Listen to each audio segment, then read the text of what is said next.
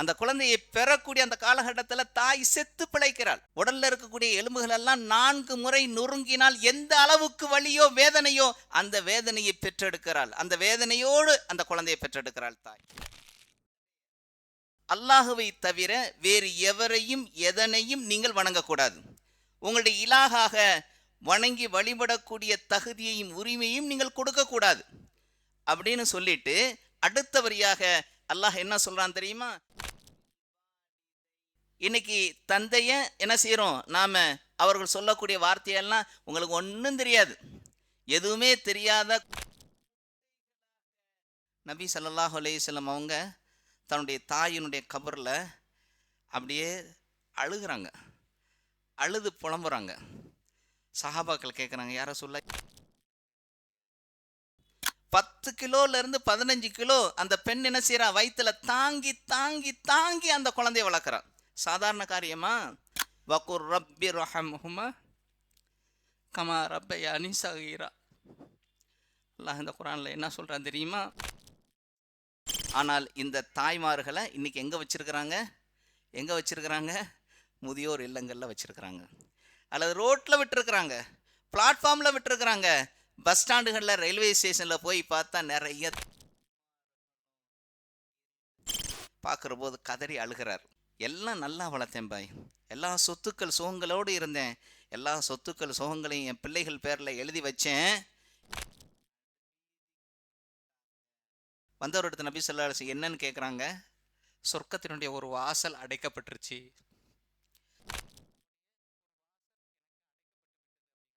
أعوذ بالله من الشيطان الرجيم بسم الله الرحمن الرحيم. அன்பார்ந்த அல்லாஹ்வின் நல்லடியார்களே, இஸ்லாமிய சகோதர சகோதரிகளே, அல்லாஹு தாலா மனிதனுக்கு பல அருள் கொடைகளை வழங்கியிருக்கிறான். நிறைய அருள் கொடைகளை அல்லாஹு தாலா மனிதனுக்கு தந்திருக்கிறான். நமக்கு கூட முஸ்லீமாக வாழ்வதற்கான அந்த ஒரு உரிமையை அல்லாஹு தாலா நமக்கு தந்திருக்கிறான். இது ஒரு அருள் கொடை. இதே போல பல்வேறு விதமான அருள் கொடைகளில் மிக முக்கியமான, மிக மேலான, மிக உயர்வான அருள் கொடையாக அல்லாஹ் யாரை ஆக்கியிருக்கிறான் தெரியுமா? பெற்றோர்களை. பெற்றோர்களை, தாய் தந்தையர்களை அல்லாஹு தாலா மிக முக்கியமான அருள்கொடையாக, சிறந்த மேலான உயர்வான அருள்கொடையாக அல்லாஹ் ஆக்கியிருக்கிறான். இந்த டிஜிட்டல் வேர்ல்டில் நாமெல்லாம் பார்த்துக்கிட்டு இருக்கிறோம். இப்படிப்பட்ட அருள்கொடைகளாக தரப்பட்டிருக்கக்கூடிய இந்த பெற்றோர்களை அட்வான்ஸ்டு டெக்னாலஜி என்று சொல்லக்கூடிய, டிஜிட்டல் வேர்ல்டு என்று சொல்லக்கூடிய இந்த உலகத்திலே பெற்றோர்களை தனியாக தவிக்க விட்டு அன்புக்கு ஏங்கக்கூடியவர்களாய், அனாதைகளாய், தெருக்களிலே கையேந்தி பசியோடு பட்டினியோடு சீரழியக்கூடிய அளவிலே ஆக்கப்பட்டிருக்கிறார்கள். நாம் பார்த்துக்கிட்டு தான் இருக்கிறோம். நிறைய வாட்ஸ்அப்பில் பார்க்குறோம், நிறைய மீடியாக்களில் பார்க்குறோம். ஒவ்வொரு நாளும் பெற்றோர்கள் சீரழிவதை நாம் அந்த வாட்ஸ்அப்புகளிலே பார்த்து கொண்டு தான் இருக்கிறோம். எந்த வயதில் பரிவும் பாசமும் பணிவிடையும் தேவையோ அந்த வயதிலே அவர்களை முதியோர் இல்லங்களில், அனாதை இல்லங்களில் தவிக்க விட்டு வைத்திருக்கிறார்கள் இவர்களது பிள்ளைகள். காய்கறிகளை விற்று, முருங்கைக்காயை விற்கிறத பார்த்துருக்குறோம், பழங்களை விற்று ஏதாவது ஒரு கிடைத்த இடத்தில் முடங்கி போகக்கூடியவர்களாக, பிளாட்ஃபார்ம்களிலே வாழ்க்கையை கழிக்கக்கூடிய பெற்றோர்களாக நீங்கள் போய் பார்த்தீங்கன்னா தெரியும். இன்றைக்கி சென்னையில் இருக்கக்கூடிய பிளாட்ஃபார்மில் நிறைய போய் பார்த்தீங்கன்னா இப்படி கழிக்கப்பட்ட பெற்றோர்களை நாம் பார்க்கலாம். ஒவ்வொரு வருஷத்திலும், ஒவ்வொரு ஆண்டும் மே மாதத்தில் வரக்கூடிய 2வது ஞாயிற்றுக்கிழமை அன்னையர் தினம். மே மாதத்தினுடைய 2வது ஞாயிற்றுக்கிழமை என்னன்னு சொன்னால் அன்னையர் தினம். ஆக அன்னையர் தினமாக இந்த வருடத்தில் மே 12ஆம் தேதி வர இருக்கிறது. ஆக இந்த அன்னையை பற்றி, இந்த தாயை பற்றி இஸ்லாமிய சிந்தனைகளை உங்கள் மத்தியிலே விதைப்பதற்காகத்தான் இன்று நான் ஆசைப்படுகின்றேன். அல்லாஹு தாலா குர்ஆனில் பல இடங்களில் தனக்கு இணை வைக்கக்கூடாது, ஷிர்க் வைக்கக்கூடாது என்று அல்லாஹ் கட்டளையிடக்கூடிய அந்த இடங்களிலெல்லாம் சேர்த்து சேர்த்து எதை சொல்லி இருக்கிறான் தெரியுமா? அல்லாஹு தாலா குர்ஆன்ல சொல்றான், லா தஅபுதூன இல்லல்லாஹ் வபில் வாலிதைனி இஹ்சானா.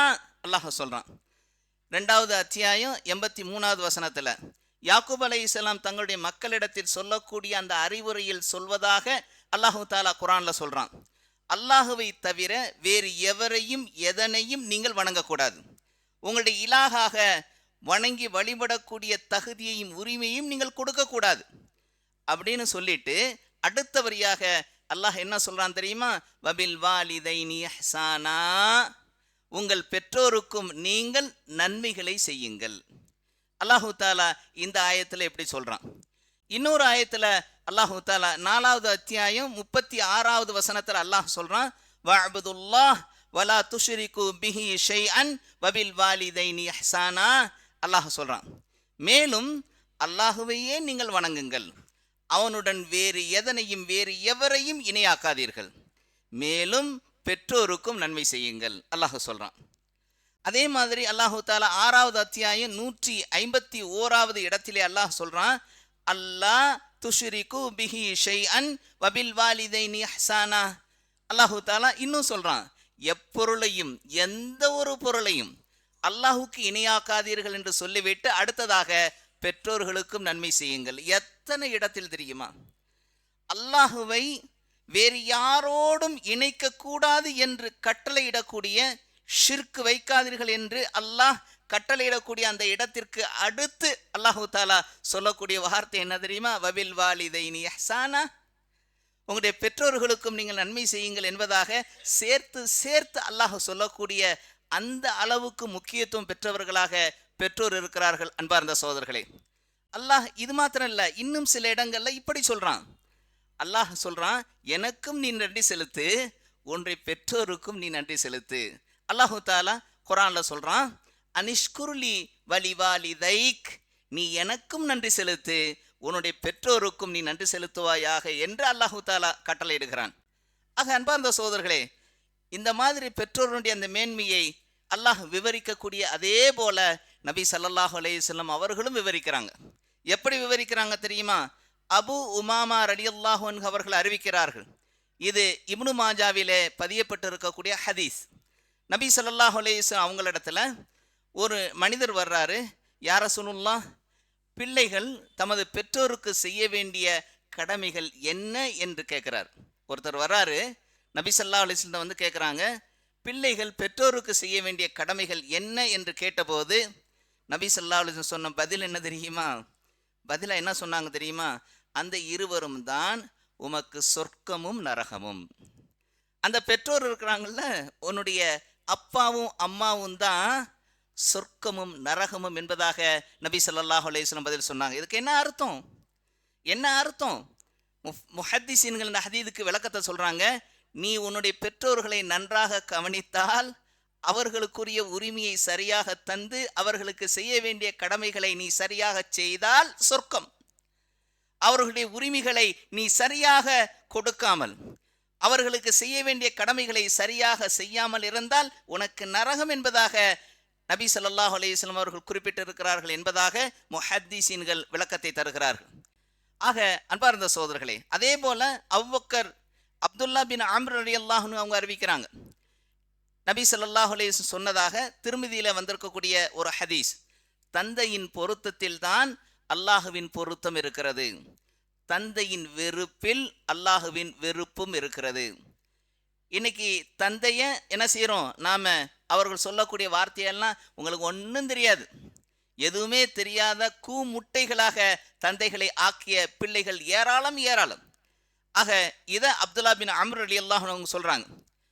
நபி ஸல்லல்லாஹு அலைஹி அபூ ஹுரைரா ரலியல்லாஹு அன்ஹு அவர்கள் அறிவிக்கக்கூடிய ஹதீஸ் கேள்விப்பட்டிருக்கலாம், நம்மெல்லாம் நிறைய தடவை கேள்விப்பட்டிருப்போம், இருந்தாலும் சார்ஜிங் ஏற்றிக்கிட்டு தானே இருக்கணும். நபி ஸல்லல்லாஹு அலைஹி வஸல்லம் அவங்களிடத்துல ஒரு மனிதர் வர்றார். அபூ ஹுரைரா ரலியல்லாஹு அன்ஹு அறிவிக்கிறாங்க, புகாரியிலும் முஸ்லிமிலும் வந்திருக்கக்கூடிய ஹதீஸ் இது.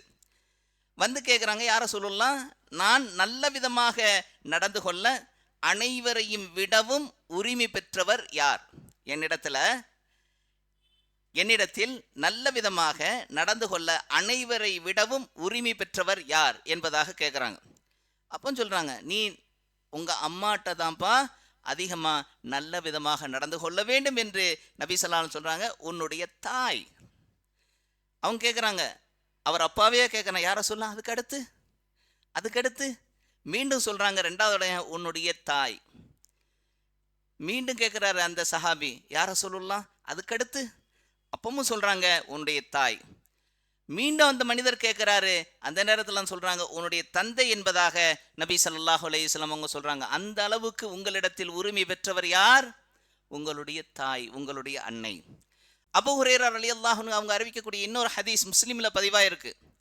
நபி ஸல்லல்லாஹு அலைஹி வஸல்லம் அவங்க கோபமாக சொல்கிறாங்க, அவன் மூக்கு மண்ணாகட்டும், அவன் மூக்கு மண்ணாகட்டும், அவன் மூக்கு மண்ணாகட்டும். அரபியில் மூக்கு மண்ணாகட்டும், மூக்கு மண்ணாக கிடையாது, அவன் நாசமாக போட்டுன்னு அர்த்தம். அது அரபியில் அப்படி தான் சொல்லுவாங்க. அவன் நாசமாக போகட்டும், அவன் நாசமாக போகட்டும், அவன் நாசமாக போகட்டும் என்று நபி ஸல்லல்லாஹு அலைஹி வஸல்லம் கோபமாக சொல்கிறாங்க. நபி தோழர்கள்லாம் பக்கத்தில் இருந்துக்கிட்டு யாரை சொல்கிறீங்க, யார் நாசமாகட்டும்னு சொல்கிறீங்க கேட்குறாங்க. கேட்டபோது நபி ஸல்லல்லாஹு அலைஹி வஸல்லம் சொல்கிறாங்க, யார் முதுமை பருவத்தில் முதுமை நிலையை அடைந்துவிட்ட அந்த வயதில் தன்னுடைய தாய் தந்தையரில் இருவரோ அல்லது ஒருவரோ இருந்து உயிருடன் இருந்து அவருக்கு பணிவிடை புரிந்து சுவனம் செல்லாதவன் நாசமாகட்டும் என்பதாக நபி ஸல்லல்லாஹு அலைஹி வஸல்லம் அவங்க சொல்லியிருக்கிறாங்க. அந்த அளவுக்கு இந்த பெற்றோர் ரொம்ப முக்கியத்துவம் பெற்றவர்களாக இருக்கிறாங்க. ஏன் இந்த பெற்றோர்கள், அதுலேயும் இந்த தாய் மிக முக்கியமான ஒரு இடத்தை பெற்றிருக்கிறாள் என்பதற்கு அல்லாஹு தாலா குர்ஆனில் சொல்கிறான். 31வது அத்தியாயம் 14வது வசனத்தில் அல்லாஹ் சொல்கிறான், வவஸ்ஸைனல் இன்சான பிவாலிதைஹி ஹமலத்துஹு உம்முஹு வஹ்னன் அலா வஹ்ன் வஃபிசாலுஹு ஃபி ஆமைன் அனிஷ்குரு லி வலிவாலிதைக இலையல் மசீர். அல்லாஹு தாலா குர்ஆனில் சொல்கிறான், நாம் மனிதனுக்கு தன்னுடைய பெற்றோர்களை பற்றி போதித்தோம். அவனுடைய தாய் பலவீனத்தின் மேல் பலவீனமாக அவனை கற்பத்தில் சுமந்தாள். கற்பத்தில் வயிற்றுல பலவீனத்தின் மேல் பலவீனமாக அந்த மனிதனை அந்த தாய் தன்னுடைய கற்பத்தில் கற்ப கோளறையில் அந்த யுட்ரஸிலே அவள் சுமந்தாள். இன்னும் குழந்தை பெற்ற பிறகு பால்குடி மறத்தலில் 2 வருடங்கள் ஆகின்றன. ஆகவே அல்லாஹ் இதை சொல்லிட்டு சொல்கிறான், ஆகவே கற்பத்தில் சுமந்தாப்பா, கஷ்டத்தின் மேல் கஷ்டத்தில் பலவீனத்தின் மேல் பலவீனத்தில் உன்னை சுமந்தவள் அந்த தாய்.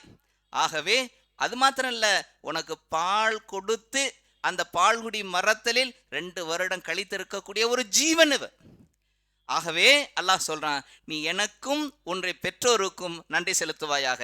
ஏன் அல்லாஹு தாலா ஷிர்க் வைக்கக்கூடாது என்று சொன்ன அந்த வாசகத்திற்கு பின்னால் அல்லாஹு தாலா உன்னுடைய பெற்றோருக்கு நன்றி செலுத்துன்னு சொன்னாங்கிறதுக்கு காரணத்தை அல்லாஹ் இங்கே சொல்கிறான். இவ்வளவு தியாகம் பண்ண ஒரு தியாகி உன்னுடைய தாய். ஆகவே நீ எனக்கும் உன்னுடைய பெற்றோருக்கும் நன்றி செலுத்துவாயாக அப்படின்னு சொல்லிட்டு கூட விடல. இலையல் மசீர், நீ என்ன இந்த உலகத்தில் இருக்க போறன்னு நினச்சிக்கிட்டு இருக்கிறியா? இந்த உலகத்திலே பெர்மனண்டா இருக்க போறியா? இல்லை, நிச்சயமாக மௌத்து வரும், என்னிடத்தில் திரும்பி வரக்கூடியவனாக இருக்கிற அந்த காலகட்டத்தை மாட்டிக்குவ என்பதாக அல்லாஹ் எச்சரிக்கையோடு முடிக்கிறான். இன்னொரு இடத்துல அல்லாஹ் சொல்றான், 46வது அத்தியாயம் 15வது வசனத்துல, வவஸ்ஸைனல் இன்சான பிவாலிதைஹி இஹ்சானா ஹமலத்துஹு உம்முஹு குர்ஹன் வவலாத்துஹு குர்ஹா வஹம்லுஹு வஃபிசாலுஹு 30 ஷஹரா. அல்லாஹு தாலா குர்ஆன்ல சொல்றான், மனிதனுக்கு தன்னுடைய பெற்றோருக்கு நன்மை செய்யும்படி நாம் உபதேசம் செய்தோம். அவன்தான் வெகு சிரமத்துடனேயே, அந்த அம்மாதான் அந்த தாய் தான் வெகு சிரமத்துடனேயே அவனை சுமந்து வெகு சிரமத்துடனேயே அவனை பெற்றெடுக்கிறாள். அவனை சுமப்பதும் அவனுக்கு பால்குடி மறக்கச் செய்வதும் மொத்தம் 30 மாதங்களாகும். ஆகவே அல்லாஹ் என்ன சொல்றான், இவ்வளோ கஷ்டப்பட்டு பெற்றிருக்கிறா. ஆகவே அவளுக்கு நீ கண்ணியத்தை கொடு, அவளுக்கு மதிப்பை கொடு, அவளுக்கு சிறப்பை கொடு, அவளுக்கு அவள் சொல்வதை கேட்டு நடக்கக்கூடியவனாக நீ இருந்து கொள் என்பதாக அல்லாஹு தாலா குர்ஆன்ல சொல்றான். யாருங்க இந்த தாய்? யாருங்க இந்த அம்மா? யார் இந்த அம்மா? தன்னுடைய குழந்தை வயிற்றில் கர்ப்பமாகி விட்டோம் என்கிற அந்த நாளிலிருந்து, எப்போ இருந்துங்க ஒரு பெண்ணு தன்னுடைய வயிற்றில் ஒரு குழந்தை உருவாயிருச்சு அப்படிங்கிற அந்த செய்தியை கேள்விப்பட்ட நாளிலிருந்து அந்த குழந்தைக்காக தியாகம் செய்யக்கூடிய ஜீவனாக மாறிவிடுகிறாள். அந்த நேரத்திலிருந்தே தன்னுடைய குழந்தைக்காக எல்லாவற்றையும் தியாகம் செய்யக்கூடிய ஒரே ஜீவன் உலகத்தில் யார் தெரியுமா? தாயை தவிர வேறு யாருமே கிடையாது. அந்த தாய் தன்னுடைய அந்த குழந்தையை வளரக்கூடிய அந்த வயிற்றை தொட்டு தொட்டு பார்த்து அந்த குழந்தையை வளர்க்கக்கூடியவளாக இருக்கிறாள்.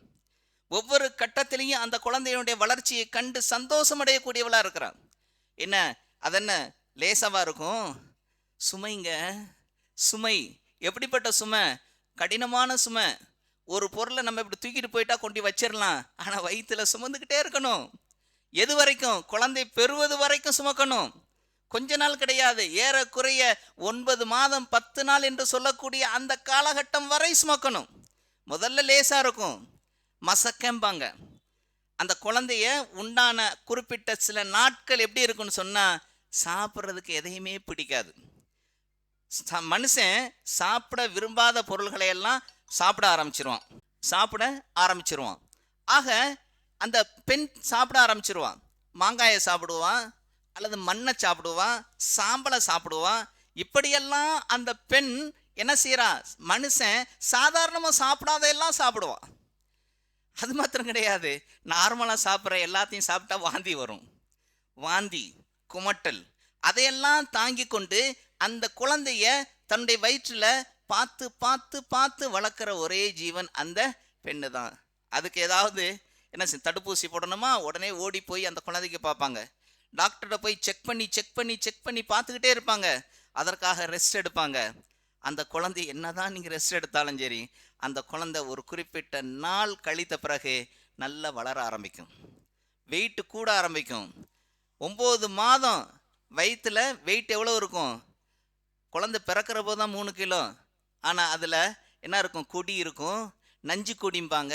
இதையெல்லாம் சேர்த்து அந்த குழந்தையுடைய வயிற்றில் இருக்கிற அந்த பெண்ணுடைய வயிற்றில் இருக்கக்கூடிய அந்த குழந்தையோடு சேர்ந்த வெயிட் எவ்வளோ தெரியுமா? மினிமம் 10 கிலோ இருக்கும். 15 கிலோ வரைக்கும் வேரி ஆகும். 10 கிலோலேருந்து 15 கிலோ அந்த பெண் என்ன செய்கிறா? வயிற்றுல தாங்கி தாங்கி தாங்கி அந்த குழந்தைய வளர்க்குறா. சாதாரண காரியமா? இந்த சுமையை கஷ்டமான சுமையாக நினைப்பாளா தாய்? இன்பச் சுமை. அந்த குழந்தைய சுமக்கிற போது இன்பமாக, என்ன இது இந்த மாதிரி வந்துருச்சு அப்படின்னு ஒரு வெறுப்போட பார்க்காத ஒரே ஜீவன் உலகத்தில் தாயை தவிர வேறு யாரும் கிடையாது. அந்த தாய் என்ன செய்வா? அந்த குழந்தைய சந்தோஷமா அந்த குழந்தைய சுமப்பா. கணவன்மார்களுக்கு தெரிஞ்சிருக்கும், மனைவி தூங்குவாங்க, தூங்குற போது அந்த குழந்தை எட்டி உதைக்கும். உதைக்கிற போது அதுக்கு தகுந்த மாதிரி படுக்கணும். இல்லைன்னா அந்த குழந்தை சும்மா இருக்காது. நிறைய இரவுகளில் முழித்து கொண்டே இருக்கக்கூடிய ஜீவன்கள் தாய்மார்கள். இரவுகளில் பல மணி நேரம் தூக்கத்தை தியாகம் செய்த தியாகிகள் யார் தெரியுமா? தாய்மார்கள். அந்த குழந்தை வயிற்றில் வளரக்கூடிய அந்த காலகட்டத்தில் அதையெல்லாம் சகித்து ஒரு நாள் என்ன செய்வாங்க? அந்த குழந்தைய பெற்றெடுப்பாங்கன்னு நினைக்கிறீங்களா? செத்து பிழைப்பாங்க. அந்த குழந்தையை பெறக்கூடிய அந்த காலகட்டத்தில் தாய் செத்து பிழைக்கிறாள். உடல்ல இருக்கக்கூடிய எலும்புகள் எல்லாம் 4 முறை நொறுங்கினால் எந்த அளவுக்கு வலியோ வேதனையோ அந்த வேதனையை பெற்றெடுக்கிறாள். அந்த வேதனையோடு அந்த குழந்தையை பெற்றெடுக்கிறாள் தாய். சும்மா கிடையாது. நம்மெல்லாம் ஆண்கள் என்ன இருக்கிறோம்? அந்த மாதிரியான வேதனை எதுவும் கிடையாது. அதற்கு பிறகு குடும்பத்தை சுமக்கிறோம், அது தனி தியாகம். அதை நான் இங்கே சொல்ல வரல. ஆனால் அந்த தாய் வேதனையை சுமந்து குழந்தையை பெற்றெடுக்கிறார். பெற்றெடுத்தவொடனே, என்ன இந்த சனியை நீ இவ்வளவு நாள் பாடாப்படுச்சே அப்படின்னு சொல்லி அந்த குழந்தைய ஒரு வெறுப்போடு பார்க்கக்கூடியவளா இருப்பாளா? இல்லை. உடனே கேட்பான், எங்கே என் குழந்தை கேட்பான். கேட்டு அந்த குழந்தையை வாங்கி நெஞ்சோடு அணைத்து மார்போடு அணைத்து அந்த குழந்தையை உச்சி மோர்ந்து அதை சந்தோஷத்தோடு பார்க்கக்கூடிய ஒரே ஜீவன் உலகத்தில் யார் தெரியுமா? தாயை தவிர வேறு யாருமே கிடையாது. இப்படிப்பட்ட இந்த தாய் என்ன செய்வா தெரியுமா? குழந்தையை பெற்றெடுத்த உடனே நம்ம போய் சாப்பிட்ருவோம் இல்லையா? நடந்து ஓடி போய் எல்லா வேலையும் செய்வோமா? புரளக்கூட முடியாது. புரள முடியுமா? புரள முடியாது. யூரின் அங்கே தான், மோஷன் அங்கே தான். யூரினை சென்ட்டு மாதிரி, மோஷனை சந்தனம் மாதிரி பாவிக்கக்கூடிய ஒரே ஜீவன் உலகத்தில் யார் தெரியுமா? தாய் மட்டும்தான். வேற யாரும் அதை பார்க்க முடியாது. நாறுதும்போம். அங்கே நாற்றம் அல்ல, அங்கே எப்படி இருக்கும்? வாசமாக இருக்கும் அந்த தாய்க்கு. அந்த குழந்தைய கொஞ்சம் கொஞ்சமாக வளர்ப்பா. அந்த குழந்தை உட்காரும், புரளும், அப்படி தலையை தூக்கும், அதுக்கப்புறம் எழுந்து நிற்கும், நடக்கும். ஒவ்வொரு ஸ்டேஜிலையும் என் பிள்ளை எப்படி இருக்கிறான், என் பிள்ளை எப்படி இருக்கிறான். அதற்கு பிறகு காலையே சுற்றி கொண்டு வந்து அந்த குழந்தைய கொண்டு ஸ்கூலில் சேர்ப்பாங்க. ஸ்கூலில் சேர்த்த உடனே இந்த ஸ்கூல் வாசல்களெல்லாம் போய் பாருங்க, அங்கே தாய்மார்கள் நின்றுட்டு இருப்பாங்க. அதிகமாக தாய்மார்கள் நிற்பாங்க. ஏன் குழந்தை, ஏன் குழந்தை, ஏன் குழந்தை என்று அந்த குழந்தையை தன்னுடைய குழந்தையாக பாவித்த அந்த தாய் தன்னுடைய காலடியிலிருந்து சற்று தூரமாக விலகி போன அந்த குழந்தைய அவ்வளோ நேரம் கூட பார்க்க சகிக்காத அந்த தாய் அந்த குழந்தைய போய் அந்த ஸ்கூல் வாசலில் போய் தேடி, எத்தனையோ குழந்தை வரும், தான் குழந்தை எங்கே இருக்குன்னு சொல்லி பார்த்து அதை கெட்டி பிடித்து தூக்கி வரக்கூடிய தாய்மார்களை பார்க்குறோம். இப்படி இத்தகைய இந்த தியாகங்களையெல்லாம் செய்தது யார் தெரியுமா? தாய் தான். தாயினுடைய தியாகத்திற்கு ஈடு இணையாக யாரும் எதையுமே செய்ய முடியாது. தன்னுடைய சாப்பாட்டையெல்லாம் குறைச்சி தன்னுடைய குழந்தைக்கு சத்து உணவுகளை ஊட்டி ஊட்டி வளர்க்கக்கூடிய ஒரே ஜீவன் யார் தெரியுமா? தாய். ஆனால் இந்த தாயைத்தான் அல்லாஹு தாலா என்ன செய்கிறான்? சிறப்பித்து சொல்லியிருக்கிறான். இந்த தாய் எப்படி நடத்தணும் என்பதை கூட அல்லாஹு தாலா குரானில் சொல்கிறான். ஆனால் இந்த தாய்மார்களை இன்னைக்கு எங்கே வச்சிருக்கிறாங்க? முதியோர் இல்லங்களில் வச்சிருக்கிறாங்க, அல்லது ரோட்டில் விட்டுருக்குறாங்க, பிளாட்ஃபார்மில் விட்டுருக்குறாங்க. பஸ் ஸ்டாண்டுகளில், ரயில்வே ஸ்டேஷனில் போய் பார்த்தா நிறைய தாய்மார்களும் இந்த பெற்றோர்களும் தந்தைகளும் அங்கே அப்படியே சுருங்கி கிடக்கிறாங்க. எப்படா சாவும் என்கிற ரீதியில் விடப்பட்டவர்களாக, கைவிடப்பட்டவர்களாக இந்த பெற்றோர்கள் இருக்கிறாங்க. அதனால தான் ஒரு புது கவிஞன் சொல்லுவான், வீட்டின் பெயரோ அன்னையின் இல்லம், வீட்டின் பெயரோ அன்னையின் இல்லம், ஆனால் அவனுடைய அன்னை இருப்பதோ முதியோர் இல்லம் அப்படிம்பா. அவன் வீட்டில் போட்டு வச்சிருப்பான், அன்னை இல்லம்னு போட்டு வச்சிருப்பான், ஆனால் அவங்க அம்மா இருக்கிறது எங்கே இருப்பாங்க? முதியோர் இல்லத்தில் இருப்பாங்க. இப்படிப்பட்ட நிலைகள் இருக்கு. இன்னொரு கவிஞன் சொல்லுவான், எப்படி சொல்லுவான் தெரியுமா? ஜூ இருக்கு இல்லையா, மிருக காட்சி சாலையில் மனிதன் மிருகங்களை போய் பார்த்து விட்டு வருகிறான். அங்கெல்லாம் நம்ம ஜூவில் போய் என்னத்தை பார்க்குறோம்? மிருகங்களை, அனிமல்ஸை போய் பார்த்துட்டு வரோம். மிருக காட்சி சாலையில் போய் மனிதன் மிருகங்களை பார்த்து விட்டு வருகிறான். ஆனால் முதியோர் இல்லங்களிலோ பால் குடித்த மிருகங்கள் போய் பார்த்து விட்டு வருகின்றன. பாலை குடிச்சு இல்லை, ரத்தம். பாலுன்னா என்ன, சாதாரண பாலா? தாய் தன்னுடைய குழந்தைக்கு கொடுக்கக்கூடிய உணவு என்ன தெரியுமா? தாயுடைய ரத்தம். தொப்புள் கொடியாக இருக்கிறாங்க இல்லையா, அதனால தான் தொப்புள் கொடி உறவுங்கிறோம். அந்த தொப்புள் கொடியின் மூலமாக அந்த குழந்தைக்கு உணவு போகுது. உணவு என்ன? தாயினுடைய உடலில் இருந்து ரத்தம் பாய்ச்சப்படுகிறது. ஆக அதனால தான் சொல்கிறான், இவன் பால் குடித்த மிருகங்கள் வந்து முதியோர் இல்லங்களிலே பார்த்து விட்டு செல்கின்றன. ஆகவே அன்பார்ந்த சகோதரர்களே, பள்ளிவாசலில் ஒரு நாள் ஒரு முதியவரை பார்த்தேன். பார்க்குற போது கதறி அழுகிறார். எல்லாம் நல்லா வளர்த்தேன் பாய், எல்லா சொத்துக்கள் சுகங்களோடு இருந்தேன், எல்லா சொத்துக்கள் சுகங்களையும் என் பிள்ளைகள் பேரில் எழுதி வச்சேன், என்னை நடுவீதிக்கு விட்டுட்டாங்க, நான் பள்ளிவாசலாக அலையிறேன். அல்லாஹு தாலா எப்படி நடக்கணும் அப்படிங்கிறத சிறப்பித்து சொல்கிறான். வக்லா ரப்புக அல்லா தஅபுது இல்லா இய்யாஹு வபில் வாலிதைனி இஹ்சானா இம்மா யப்லுகன்ன இன்தகல் கிபர அஹதுஹுமா அவ் கிலாஹுமா ஃபலா தகுல்லஹுமா உஃபிம் வலா தன்ஹர்ஹுமா வகுல்லஹுமா கௌலன் கரீமா. அல்லாஹ் சொல்கிறான். இன்னும் சொல்கிறான், வஹ்ஃபில்லஹுமா ஜனாஹத் துல்லி மினர் ரஹ்மா வகுர் ரப்பி ரஹம்ஹுமா கமா ரப்பயானி சகீரா. அல்லாஹ் இந்த குரானில் என்ன சொல்கிறான் தெரியுமா? உன்னுடைய இறைவன் அவனை அன்றி நீ எவரையும் வணங்கலாகாது என்றும் பெற்றோருக்கு நன்மை செய்ய வேண்டும் என்றும் விதித்திருக்கிறான். அந்த இருவரில் ஒருவரோ அல்லது அவர்கள் இருவருமோ உம்மிடத்தில் நிச்சயமாக முதுமையை அடைந்து விட்டால் அவர்களை சீ என்று கூட நீ சொல்ல வேண்டாம். அல்லாஹ் உஃபின்கிறான், சீன்னு கூட சொல்லாதீங்க. பெற்றோர்களை பார்த்து சீன்னு சொல்லாதீங்கன்னா அவங்க இடத்துல எப்படி நடக்கணும்? அல்லாஹ் இன்னும் சொல்கிறான், இன்னும் அந்த இருவரிடமும் கண்ணியமான பேச்சையே பேசுவீராக. அவங்ககிட்ட எப்படி பேசணும்? கண்ணியமான பேச்சை பேச வேண்டும். இன்னும் இரக்கம் கொண்டு பணிவு என்னும் ரக்கையை அந்த இருவருக்காகவும் நீர் தாழ்த்துவீராக. அவங்களிடத்துல அதிர்ந்து கூட பேசாதீங்க, பணிந்து பேசுங்க. அன்போடு பாசத்தோடு அவர்கள் மீது கருணை கொண்டு அவர்களிடத்தில் மிக நல்ல வார்த்தைகளை நீங்கள் பேசுங்க அப்படின்னு அல்லாஹ் சொல்கிறான். அது மாத்திரம் இல்லை, அல்லாஹு தாலா என்ன தெரியுமா சொல்கிறான்? அவங்களுக்காக நீங்கள் துவா செய்யணும். எப்படிப்பட்ட துவா தெரியுமா? ரப்பிர்ஹம்ஹுமா கமா ரப்பயானி சகீரா. அல்லாஹ் சொல்லக்கூடிய துவா என்ன சொல்கிறான் தெரியுமா? யா அல்லாஹ், என்னுடைய இறைவனே, நான் சிறு பிள்ளையாக இருந்தபோது, நாமெல்லாம் சிறு பிள்ளையாக இருந்தோம் இல்லையா? சிறு பிள்ளையாக இருந்தபோது என்னை அன்போடு பாசத்தோடு பிரியத்தோடு அவர்கள் வளர்த்தது போல், யா அல்லாஹ், நீயும் அவர்கள் இருவருக்கும் கிருபை செய்வாயாக என்று பிரார்த்திப்பீராக என்று அல்லாஹ் சொல்கிறான். சின்ன வயசில் நாங்கள் இருக்கிற போது பெற்றோர்கள் எப்படிலாம் வளர்த்துருப்பாங்க, அன்பா பாசமா பிரியமா, நமக்கு தேவையான அனைத்தையும் கொடுத்து அந்த இரக்கத்தோடு பார்த்தாங்க இல்லையா, கருணையோடு பார்த்தாங்க இல்லையா, நல்லா இருக்க வேண்டும் என்பதற்காக என்னவெல்லாம் கொண்டு வளர்த்தாங்க.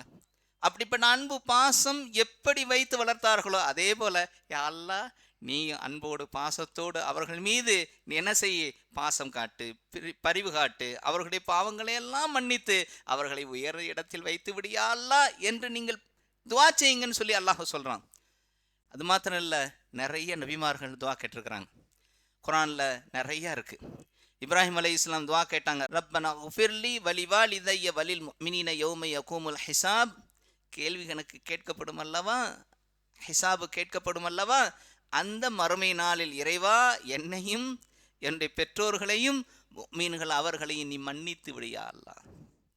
அதே மாதிரி நூஹ் அலைஹிஸ்ஸலாம் கேட்குறாங்க, ரப்பியஃபிர்லி வலிவாலிதைய வலிமன் தஹல பைத்திய முஃமினன் வலில் முஃமினீன வல் முஃமினாத் வலா தஸ்தில் ஸாலிமீன இல்லா தபாரா. அல்லாஹ் வந்து சொல்கிறான், நூஹ் அலைஹிஸ்ஸலாம் அவங்க கேட்டாங்க.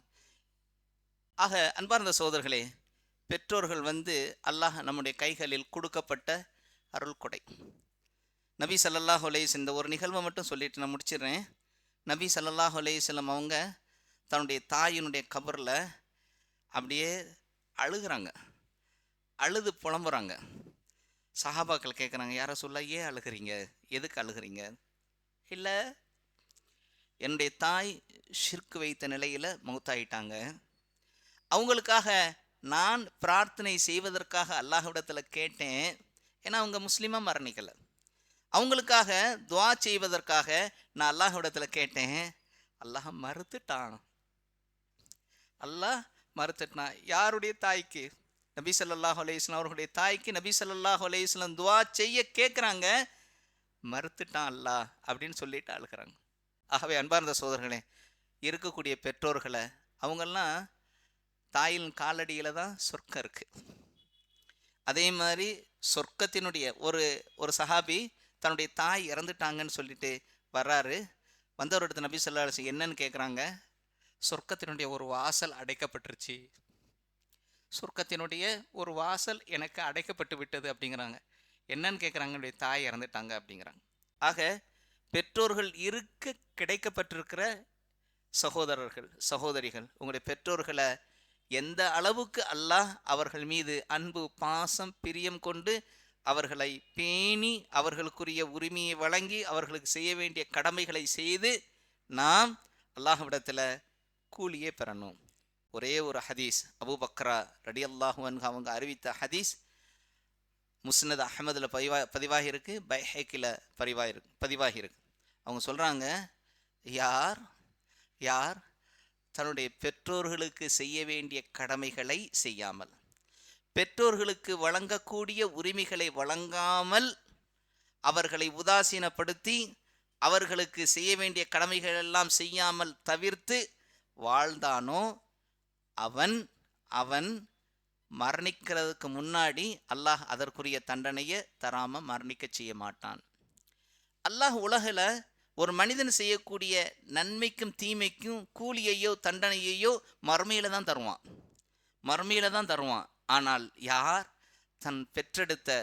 தன்னை பெற்றெடுத்த அந்த தாயையும் தந்தையையும் கவனிக்காமல் விட்டு விடுவானோ அவனுக்கு அல்லாஹு தஆலா இந்த உலகத்திலேயே தண்டனையை தராமல் அவனை மௌத்தாக்க மாட்டான். ஆக அன்பான சகோதரர்களே, பயந்து நாம் வாழணும். பெற்றோர்களுக்கு செய்ய வேண்டிய அந்த கடமைகளை ஷிர்க் வையின்னு சொன்னால் மட்டும்தான் அதை செய்யக்கூடாது, அதை மட்டும்தான் செய்யக்கூடாது. ஆனால் அவர்களுக்கு செய்ய வேண்டிய பணிவிடைகளை எல்லாம் செய்யாமல் இருக்கக்கூடாது என்பதாக இஸ்லாம் சொல்லுது. அப்படிப்பட்ட மிகச்சிறந்த வாழ்க்கை அல்லாஹு தஆலா நம் அனைவருக்கும் தந்தருவானாக. வ ஆகிர் தஅவானா அனில் ஹம்துலில்லாஹி ரப்பில் ஆலமீன்.